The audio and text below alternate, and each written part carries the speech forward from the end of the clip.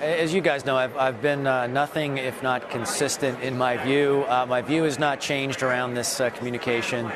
I expected the removal of patience. I think the market did as well, especially the equity market.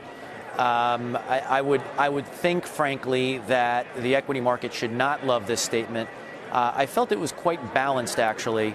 And in fact, I think Chairman Powell talked a lot about, looking for trends rather than reacting to data points. And I thought that was particularly important, and it really hasn't been something that people have been picking up on. But I do think it's important because, in fact, while I think many are thinking that July is without a doubt on the table, I think it's difficult to actually see a trend emerge over the course of 2 months. So I actually think, even though they removed the patient language, I think in his press conference, when he talked a little bit about looking for meaningful trends, to some extent that says they're staying patient, even though the word patient was removed from the statement. Peter, you have a year-end target for the S&P at 2,500, some way below where we sit at the moment. With all the good news that we've had in the last week, whether it's on trade or dovishness out of the Fed, how big an opportunity is this right now for clients to sell equities and raise some cash?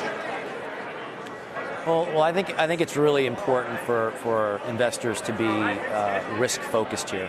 You know, all the catalysts to the markets that have propelled us to our mid-year target and above it by somewhat, that was 2,800, are really in the rearview mirror. You know, we had a change in Fed language and communication, which we talked about in January. We've gotten that. We had great optics around China trade for some time. I don't think those optics are going to change from good to bad and back to good at the G20. I think the G20 is going to be a disappointment.